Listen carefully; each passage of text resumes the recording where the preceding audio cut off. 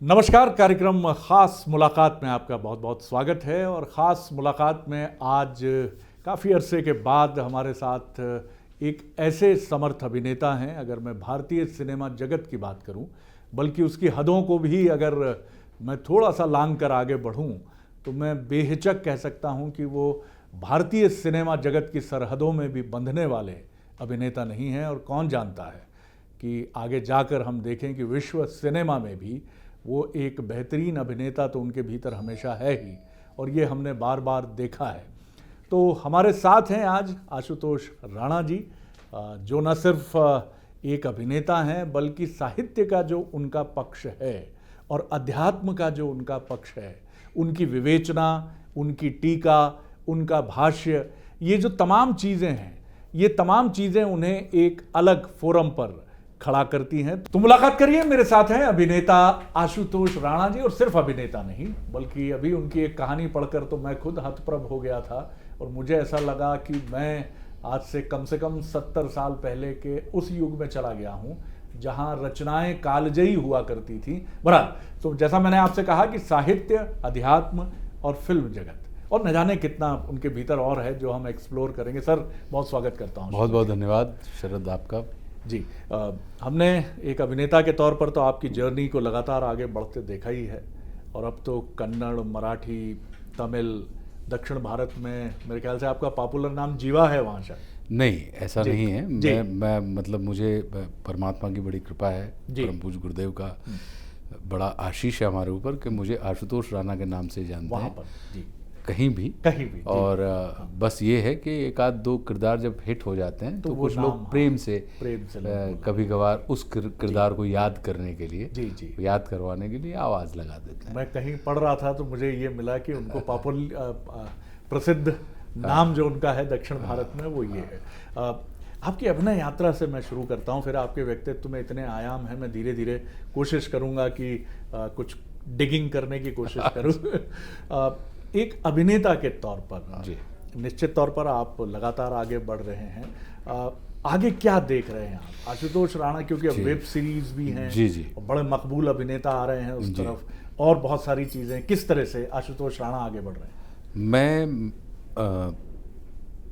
कभी भी किसी दौड़ में मेरा विश्वास नहीं रहा, और मैं हमेशा से इस बात का या इस विचारधारा का या शैली का पक्षधर रहा हूँ कि हर आदमी की अपनी गति होती है।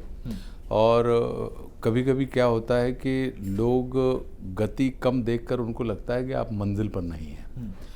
मेरा ये मानना है कि गति भले ही आपकी कम हो, लेकिन अगर आपकी दिशा या गति में निरंतरता बरकरार है तो आप निश्चित रूप से मंजिल पर पहुंच जाएंगे। क्योंकि महत्व इस बात का नहीं होता कि कौन पहले पहुंचा, कौन बाद में पहुंचा।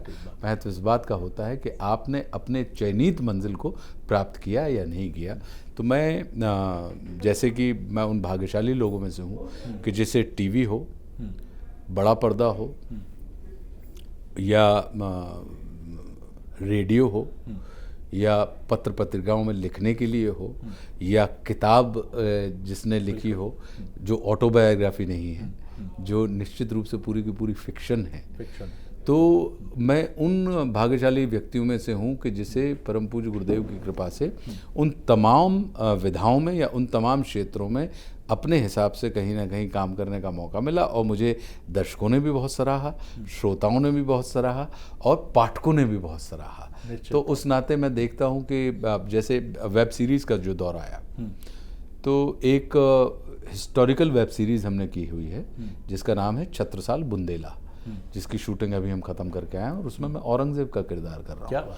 तो कहने का अर्थ ये है कि पूरा रुझान हमारा इस पे रहा कि आप कितना करते हैं से महत्वपूर्ण है, आप कितना प्रभावी करते हैं या क्या करते हैं। तो बस उसी दिशा में पूरा का पूरा प्रभाव, मतलब पूरी हमारी अस्मिता लगी रही, ऊर्जा लगी रही, और वो हम काम करते रहे और होता रहा। बिल्कुल आशुतोष भाई, और इससे बिल्कुल इनकार नहीं है कि आपका ये जो कैलिबर है अभिनय का, क्या आपको ऐसा भी लगता है कि ये जो समय है एक ऐसे अभिनेता के लिए जिसके भीतर अभिनय का एक ख़जाना है, और यह आपके पास है ही, ये किसी को बताने की ज़रूरत नहीं है। आपकी फिल्में खुद कहानी कहती हैं। क्या आप 2019 या इसके पहले के 5, 6, 8, 10 सालों को और आगे, क्या आप मानते हैं कि ये अभिनेताओं के लिए एक स्वर्ण काल के रूप में उभर कर सामने आ रहा है ये समय? बिल्कुल शरद, क्या है कि जिस किस्म की फिल्मों से हमने अपना करियर शुरू किया, दुश्मन देखें या हासिल देखें जी।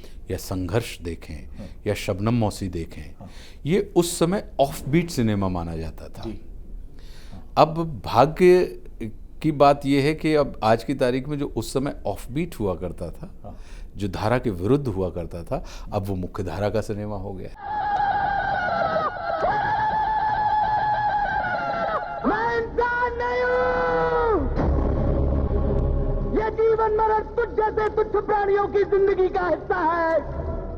तो जब इस किस्म का काम जब आप धारा के विरुद्ध उस समय कर रहे थे, जब मुख्य धारा का होता है, तो निश्चित रूप से ये स्वर्णिम काल होता है कि जहाँ पे प्रयोग धर्मिता पहले बड़ी रेयर हुआ करती थी, कि बहुत कम लोग प्रयोग धर्मी काम किया करते थे। आज की तारीख में प्रयोग धर्मिता एक आवश्यक अंग हो गया है अभिनेता के लिए या फिल्म मेकर्स के लिए। तो उस नाते अगर देखें तो अब जैसे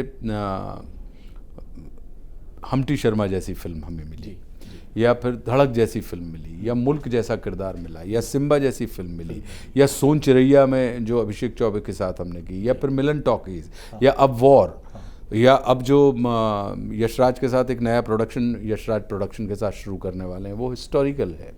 देन प्रियदर्शन जी के साथ एक कॉमेडी जोनर वाली एक फिल्म हंगामा पार्ट 2 करने वाला हूँ।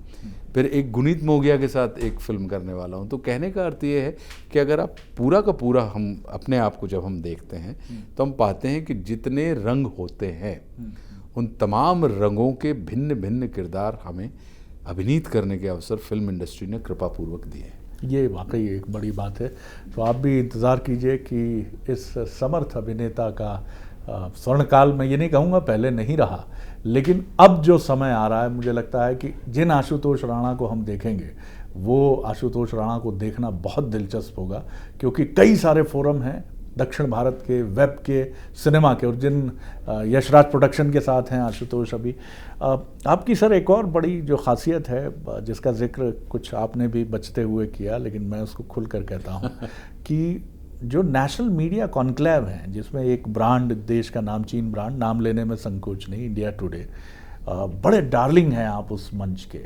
आप उस मंच पर जब बैठते हैं, जब आप राष्ट्रीय परिप्रेक्ष्य पर अपनी राय रखते हैं, या फिर हे भारत के राम जगो जैसी कविता का ओजस्वी तुमुलनाद करते हैं जब आप, तो लोग और ख़ासतौर से युवा पीढ़ी आपको एक मोटिवेशनल स्पीकर के तौर पर भी देखती है, एक अभिकर्ता, एक ऐसा प्रेरित करने वाला अभिकर्ता, एजेंट के तौर पर आप नज़र आते हैं जो ज़बरदस्त है। ये क्या शुरू से ही था? हालांकि कॉलेज के दिनों से हमने आपके उस स्पर्श को महसूस किया है, लेकिन क्या इसका ये निरंतर विस्तार पा रहा है आपके भीतर?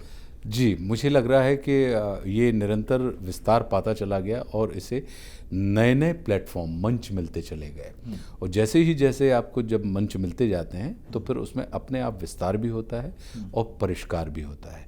क्योंकि हमारा ये मानना है कि अगर शरद जी बड़े आदमी हैं तो शरद जी बड़े आदमी हैं, इसका फैसला शरद जी की माली हालत नहीं करेगी। बिल्कुल सही। इसका फैसला तब होगा कि जब मैं शरद जी से मिलूं और शरद जी से मिलके मुझे भी बड़ेपन का एहसास हो। यदि किसी व्यक्ति से मिलके आपको छोटेपन का एहसास होता है तो भले ही उसके पास धन संपत्ति होगी, लेकिन वह व्यक्ति बड़ा नहीं माना जाएगा। तो मैं उस चीज़ में विश्वास रखता हूँ और मेरा ये मानना है कि हमको और आपको सबको कहीं ना कहीं समाज ही देता है, समाज ही हमारा निर्माण करता है, और निरंतर ये परस्पर एक दूसरे को सहयोग से ही कहीं ना कहीं चीज़ें बनती जाती हैं। तो ये परस्पर भाव विनिमय की जो बात है, ये शुरू से ये विचार तो हमारे अंदर था ही कि जब कोई आपके संपर्क में आए तो भले ही वो खत मनोबल से आए, लेकिन उसके अंदर सुप्त पड़ा हुआ उत्साह या सुप्त पड़ा हुआ मनोबल इतना जागृत हो कि उसके अंदर एक बार वापस हुंकार करके प्रयास करने की ताकत पैदा हो जाए। बिल्कुल ठीक बात है। क्योंकि संसार में हम और आप, चूंकि होता क्या है कि आज की तारीख में हम परिणामों के पुजारी हो गए, लेकिन मैं संभावनाओं का पुजारी हूँ।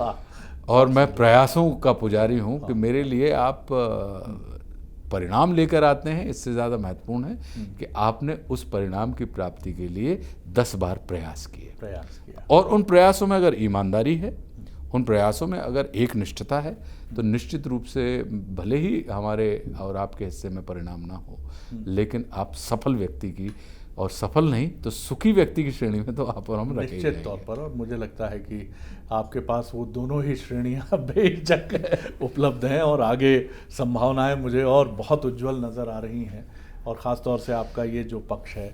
और मुझे लगता है कि जैसा हम कहते हैं कि कुछ बड़े नामचीन पॉलिटिशियन, चाहे अटल जी की बात करें या फिर जवाहरलाल नेहरू की बात करें, उनके लिए कहा जाता है कि वो भले ही प्रधानमंत्री ना होते, लेकिन ग्लोबल ग्लिम्सेस या मेरी 51 कविताएं उनको हमेशा अमर रखेंगी। तो ख्याति आपकी आपके क्रिएशन से है और वो आपके पास ज़बरदस्त है। सर, आपको हम हिंदी के राजदूत के तौर पर भी मुंबई फिल्म जगत में देखते हैं, क्योंकि उस दौर में जब मुंबई में हिंदी का ये ओजस्वी रूप मुझे नहीं याद आता। इसके पहले सिर्फ थोड़ा मनोविनोद की श्रेणी के गीत हमने सुने थे, प्राणेश्वरी, प्रिय प्राणेश्वरी, हृदयेश्वरी, लेकिन आपने उसको चरितार्थ किया और लंबी लड़ाई लड़ी होगी। क्या क्या था, छोटा सा मैं इस पर ज़रूर जानना चाहूँगा। इसके पीछे सिर्फ एक विश्वास ये था कि हमारा ये मानना था कि भाषा जो होती है वो संवाद का विषय होती है। भाषा का संबंध कहीं भी आपकी सफलता से या आपकी कुशलता से नहीं है। दूसरी चीज़ ये थी कि जब हम छोटे थे तो हमारी माताजी ने हमसे कहा था कि यदि तुम भाषा का स्वरूप बिगाड़ोगे तो भाषा तुम्हारा स्वरूप बिगाड़ देगी, और यदि तुम भाषा को गरिमा प्रदान करोगे तो भाषा तुम्हें अपनी गरिमा प्रदान करेगी, जो कि मेरे साथ चरितार्थ हुआ। तो जब भी किसी भाषा को बोलो तो उसे शुद्ध रूप से बोलने का प्रयास करो, उसमें मिलावट करने की आवश्यकता तुम्हें नहीं है। तो उस दिशा में हम कहीं ना कहीं प्रयास करते रहे, और जब वो प्रयास होता रहा और मुझे ये लगा कि मेरे सपनों की भाषा हिंदी है, मेरे अपनों की भाषा हिंदी है, मेरे राष्ट्र की भाषा हिंदी है और मेरे व्यवसाय की भाषा हिंदी है, तो हिंदी हमारी आवश्यकता भी है, आदत भी है, संस्कार भी है और मजबूरी भी है। तो फिर इसे परिष्कृत निश्चित रूप से होना चाहिए और इसमें कहीं कोई संकोच वाली बात नहीं। और अगर आप देखें तो आज के समय में आशुतोष को आप अच्छा बुरा अभिनेता कह सकते हैं कुछ लोग, लेकिन आशुतोष को अधिक प्रशंसा आशुतोष की भाषा के कारण, भाषा की वजह से मिलती है। और निश्चित तौर पर इसीलिए मैं कहूँगा कि आप हिंदी के एक राजदूत हैं, और न सिर्फ हिंदी सिनेमा बल्कि विश्व सिनेमा के फलक पर। 2020 मकर संक्रांति में आपकी पुस्तक आने वाली है, जिसकी चर्चा मैंने सुनी है और उसका नाम भी बहुत दिलचस्प है, राम राज्य। जी। तो राम राज्य और राम से जुड़ी कविता, तो आशुतोष की राम भारतीय समाज में कौन है? आशुतोष के जो राम है वो रोम रोम में प्रकाशित होने वाली चेतना है। क्या बात। और जब रोम रोम में प्रकाशित होने वाली चेतना होती है तो फिर आशुतोष का राम इस भूमंडल की जितनी भी देह हैं सब में जन्म लेते हैं, क्योंकि उन्हीं का प्रकाश है जो हम में और आप में प्रकाशित हो रहा है। तो इस नाते इस भूमंडल पर विचरण करने वाली सारी की सारी देह जो हैं वो अयोध्या हैं, क्योंकि जहाँ राम होते हैं वहाँ अयोध्या होती है, और जहाँ अयोध्या होती है वहाँ राम होते हैं। और अयोध्या का अर्थ ही होता है कि जिसे युद्ध में जीता ना जा सके, या जहाँ युद्ध ही ना हो। तो जहाँ राम होते हैं वहाँ युद्ध नहीं होता, और अगर युद्ध होता भी है तो फिर उसे जीता नहीं जा सकता। तो हमारे जो और आपके जो राम हैं वो राम यही हैं कि वो मानवीय चेतना, वो एक ऐसी मानवीय चेतना जो किसी को हराने में नहीं, किसी को जीतने में विश्वास रखती है, जो विध्वंस के मुख में भी खड़े होकर जो सृजन की रचना कर देती है, जो सृजन की सृष्टि कर देती है, जो जिनके लिए एक विजय कि उनके लिए बैरी नहीं, बैरी की प्रमुखता नहीं है कि बैरी के मरते ही उनके हृदय से बैर भी समाप्त हो जाता है। हमारे जो राम है वो ऐसा नहीं होता कि बैरी तो चला गया लेकिन वो बैर अभी तक हमारे अंदर मन में पल रहा है। तो एक ऐसी चेतना वाले, एक ऐसे राम, और वो राज्य के राम राज नहीं, राम राज्य को प्रश्रय देने वाली चेतना है। क्योंकि राज्य में व्यक्ति का महत्व होता है, लेकिन राज्य में व्यवस्था महत्वपूर्ण हो जाती है, विचार महत्वपूर्ण हो जाता है। राज्य में जहाँ चरण की पूजन होती है, राज्य में वहीं पे आचरण पूजनीय हो जाते हैं, तो आचरण को धारण करने वाले हो जाते हैं। तो हमारी जो पूरी की पूरी राम राज्य की उपन्यास है, वो एक ऐसी ही, जिसको कहते हैं कि सूर्य जैसे घटाटोप अंधकार को जब वो निकलता है, तो वो कहीं ना कहीं पूरे तिमिर को छिन्न भिन्न कर देता है। लेकिन ये भी होता है कि सूर्य के ताप से उत्पन्न हुए बादल ही सूर्य को ढक लेते हैं, बिल्कुल। लेकिन उसको छिन्न भिन्न करने की सामर्थ्य भी केवल सूर्य में होती है। तो हमारे राम एक ऐसे राम हैं, क्योंकि विजेता का मतलब ही होता है कि जिसने सब कुछ जीता हुआ हो। विजेता का मतलब हराने वाला नहीं होता, बिल्कुल ठीक है। विजेता का मतलब होता है जीतने वाला। तो एक ऐसे राम हमारे नायक हैं, और जो कि अगर देखा जाए तो वो आज की तारीख में उनके जितने आचरण हैं, वो हमारे और आपके सबके जीवन में कहीं ना कहीं, कि अब उन्होंने कहा कि आज्ञाकारी पुत्र, एकनिष्ठ पति, बहुत ही गरिमापूर्ण शत्रु, बहुत शानदार अद्भुत मित्र, इन तमाम कसौटियों पर अगर आप देखें तो एक वो भविष्य वक्ता ही नहीं, वो भविष्य दृष्टा भी हैं और भविष्य सृष्टा भी हैं। बहुत बहुत सुंदर। मुझे लगता है इसके बाद कुछ कहने की ज़रूरत बचती नहीं है।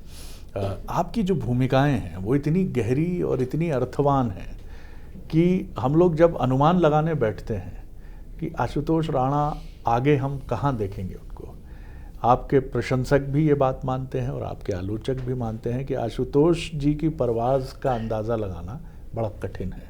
कुछ लोग कहते हैं सियासत की तरफ भी बढ़ सकते हैं, कुछ लोग कहते हैं कि अध्यात्म के, तो वो एक बहुत ही युवा प्रणेता के तौर पर वो निरंतर हम कदम हो ही रहे हैं, और ये पूज्य दद्दा जी का आशीर्वाद उनके ऊपर है। उस चेतना के साथ, उस स्फुरण के साथ वो आगे बढ़ रहे हैं। एक अभिनेता के रूप में कोई और छोर ही नहीं है, कहाँ हरि अनंत हरि कथा अनंता, और इन तमाम के बीच में एक सामाजिक अभिकर्ता के तौर पर भी, एक सोशल चेंज एजेंट के तौर पे भी आप काम कर रहे हैं। आशुतोष राणा इतनी सारी भूमिकाओं का समायोजन करते हैं, और क्या आप हमारे दर्शकों को बताएंगे कि आशुतोष राणा यही रहेंगे? नहीं, आशुतोष राणा वर्तमान को जानता है, क्या बात है, और वर्तमान के उस पल को जानता है जो इस वक्त हमारे और आपके बीच में घटित हो रहा है। और आशुतोष राणा का इस चीज़ में अखंड विश्वास है कि वर्तमान का जो समय है, उस समय में जो पूरी क्षमता आपके अंदर हो, जो पूरी ईमानदारी आपके अंदर हो, उस ईमानदारी, उस पूरी क्षमता के साथ उस पल को जी लीजिए। उसके पश्चात अगर आने वाला पल आएगा तो धीरे धीरे क्षणों से एक एक क्षण मिलके समय बनते हैं। और ये जितने भी आयाम होते हैं या जितनी भी बहुमुखी हम तमाम चीज़ें कर देते हैं, तो हमें लगता ज़रूर है कि ये हम कर रहे हैं, लेकिन विश्वास कीजिए वो महान अस्तित्व ही होता है जो आपको, हमको माध्यम बना के हम और आपसे कुछ चीज़ें घटित करवाता रहता है। तो ये परम पूज्य गुरुदेव की बड़ी कृपा है हमारे ऊपर। मैं भाग्यशाली मानता हूँ कि उन्होंने मेरी इस देह भूमि को अपने उस बहुआयामों को प्रकट करने के लिए कहीं ना कहीं इस्तेमाल किया है। तो ये बड़े आनंद का विषय है। तो मुझे खुद भी नहीं पता शरद कि कभी गद्य लिखवा देते हैं, तो कभी पद्य लिख जाता है, तो कभी उपन्यास लिख जाता है, व्यंग लिख जाते हैं, तो रामराज्य भी लिख जाती है।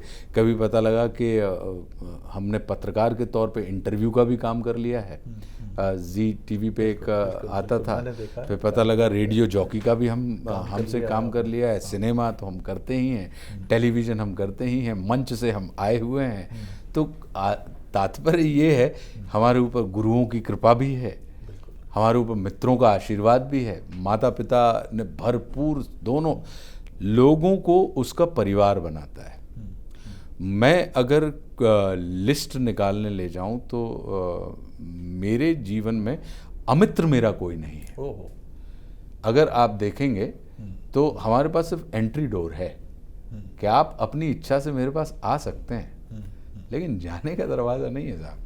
जाएंगे तो आप तभी जब हम इस जगत से चले जाएं, तो फिर तुम्हारे ऊपर निर्भर है कि तो हमको विदा करना हो तो विदा कर दो, और नहीं तो सहेज के रखना हो तो सहेज। तो इसलिए आने के पहले हम भी बहुत ठोक बजा लेते हैं, और इसलिए जो चाहे वो 4 साल की उम्र का हमारा मित्र हो, चाहे वो पहली कक्षा का हो, और चाहे वो हमारे कॉलेज समय के दोस्त हों, वो सब समय बदला, स्थान बदला, स्थिति बदली, परिस्थिति बदली, लेकिन हमारे मित्र कभी नहीं बदले। कंक्लूड करूंगा 2 छोटे छोटे सवालों से। मतलब आशुतोष राणा जी का ये जो वर्तमान है, ये भविष्य की अनंत अदृश्य संभावनाओं के लिए खुला है। ध्यान रखिएगा मेरी इस बात पर, क्योंकि इतने तैयार हैं ये उन अदृश्य अनंत, क्योंकि वर्तमान में रहने वाला हर चीज़ के लिए तैयार रहता है और निषेध या नकार उसके व्यक्तित्व में होता नहीं है। कंक्लूड करूंगा इस बातचीत को आपके मन के अंतरतम को छूने वाली किसी कविता के साथ, जो आपको बहुत प्रिय हो और जिसको आप जब अपने ओजस्वी रूप में सुनाते हैं तो वो शिव जी के डमरू के तुमुल नाद की तरह गूंजती है।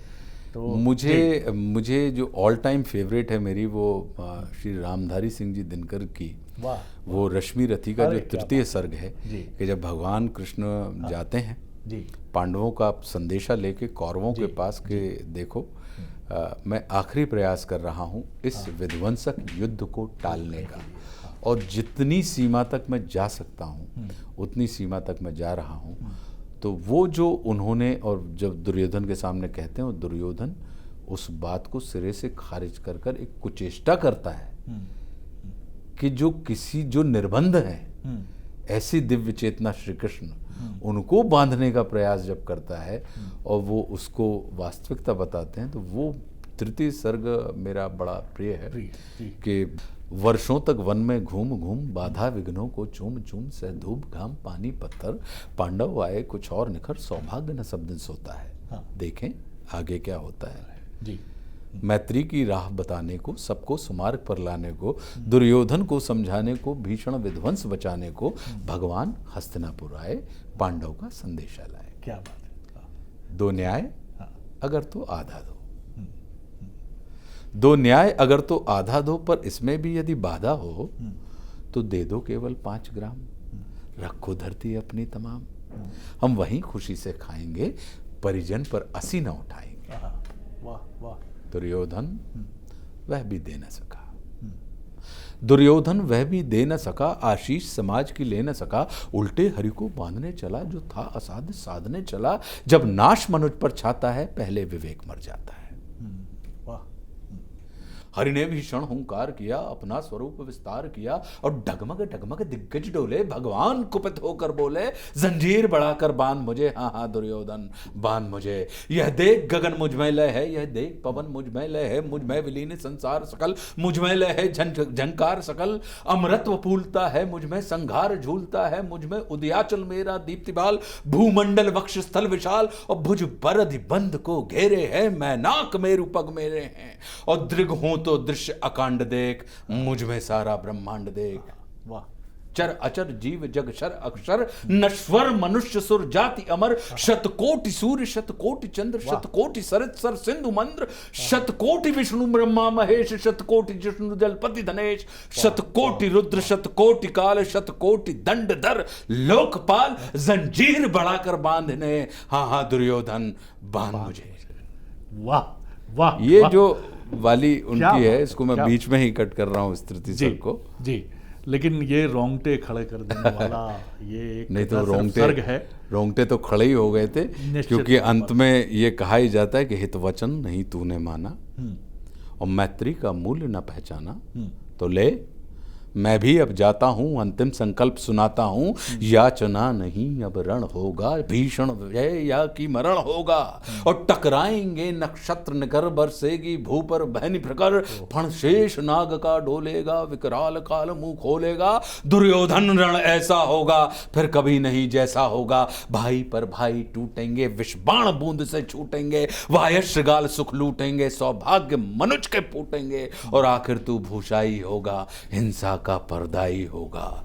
थी सभा सन्न सब लोग डरे, चुप थे या थे बेहोश पड़े, केवल 2 नर न अघाते थे, धृतराष्ट्र विदुर सुख पाते थे, कर जोड़ खड़े प्रमुदित निर्भय, दोनों पुकारते थे जय जय। तो वो तो है ही है, रोंगटे तो वो खड़े ही कर ही गए थे। नहीं, लेकिन इस कविता को आत्मसात करके स्वर देना, ये जैसे किसी मूर्ति में जीवंतता भर देना, तो ये आपका आशुतोष भाई, ये आपका स्वभाव है, इसको आप जीते हैं। और जिसको आपने कहा कि वर्तमान में आप रहते हैं, और निश्चित तौर पर आपकी ढेर सारी बहुआयामी भूमिकाओं को हम आगे देखेंगे, और ढेर सारी अहर्निश शुभकामनाएं उसके नहीं, लिए। बहुत बहुत धन्यवाद। और एक अरसे के बाद इतना संभला हुआ और बिना किसी उत्तेजना के, उत्तेजित किए हुए और बिना किसी हुज्जत के साथ बड़ी इज्जत का इंटरव्यू मैंने सुना।